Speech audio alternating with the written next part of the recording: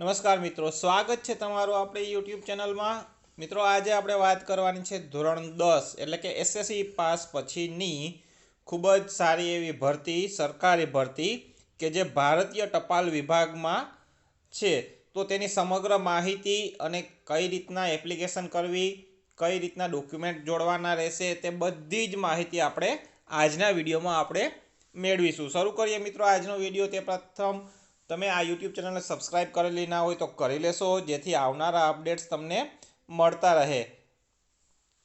તો ભારતીય ટપાલ વિભાગમાં ખૂબ જ સારી એવી ધોરણ 10 પાસ પછીની ભરતી છે, જેમાં કોઈ પણ જાતની પરીક્ષા લેવામાં આવનાર નથી, સીધી ભરતી છે।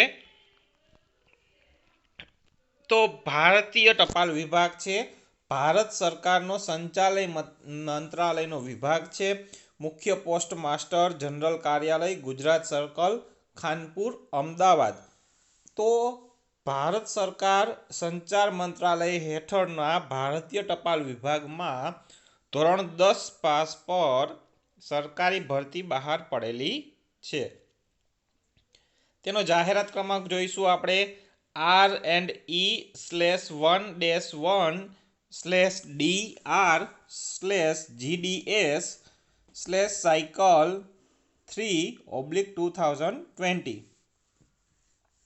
અને જેની તારીખ છે 21/12/2020। આ જાહેરાત ક્રમાંક છે।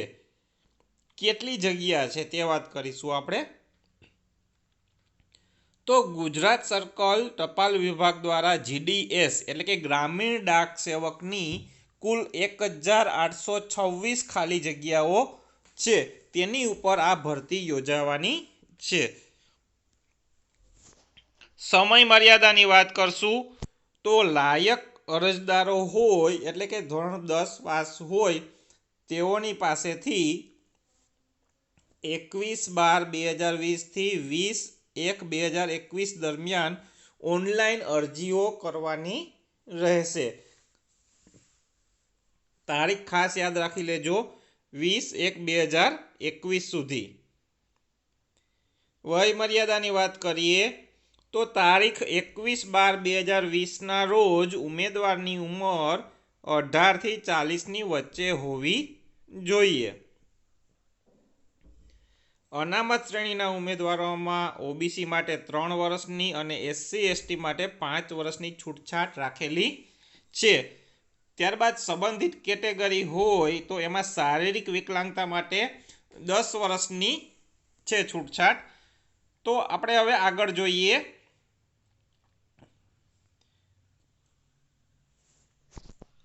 વય મર્યાદાની વાત કરીએ આપણે, એટલે વિકલાંગોને આ ઉંમર ઉપરાંત પણ 10 વર્ષની છૂટછાટ મળવા પાત્ર રહેશે। શૈક્ષણિક લાયકાતની વાત કરીએ તો સંબંધિત રાજ્ય અથવા કેન્દ્ર સરકાર દ્વારા મંજૂર બોર્ડ દ્વારા ગુજરાતી, અંગ્રેજી, ગણિત વિષયો સાથે એસએસસી અથવા ધોરણ 10 પાસ પસંદગી કરવાની માત્ર એસએસસી અથવા ધોરણ 10માં મેળવેલ ગુણના આધારે એટલે કે ધોરણ 10ના મેરિટના આધારે જ આ ભરતી થનારી છે। વધુ આગળ જોઈએ આપણે અધિસૂચના અને માહિતી। તો કે અરજી કરતા પહેલા વધુ માહિતી જેવી કે જોબ પ્રોફાઇલ, યોગ્યતા, માપદંડ, નિયમો અને શરતો, ખાલી જગ્યાઓ, અરજી કરવાની પદ્ધતિ, પસંદગીનું માપદંડ, સૂચનો વગેરે માટે આ સાથે જે આપેલું છે એ નોટિફિકેશન ઉપર વાંચી લેવાનું રહેશે।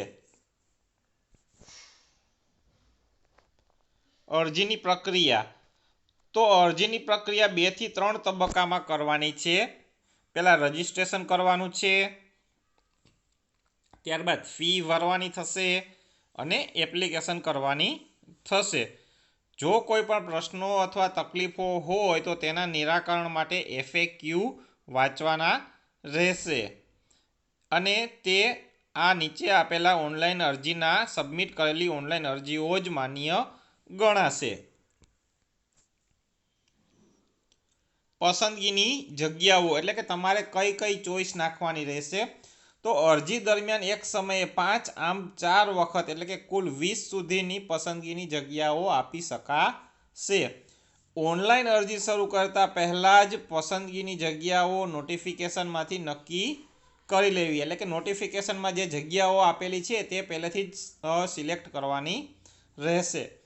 ઓનલાઈન અરજી શરૂ કરતા પહેલાં જ ઉપરની વેબસાઇટ પર ઉપલબ્ધ નોટિફિકેશન FAQ વાંચવા વિનંતી, કારણ કે બધા નોટિફિકેશન અને FAQ વાંચી લેશો.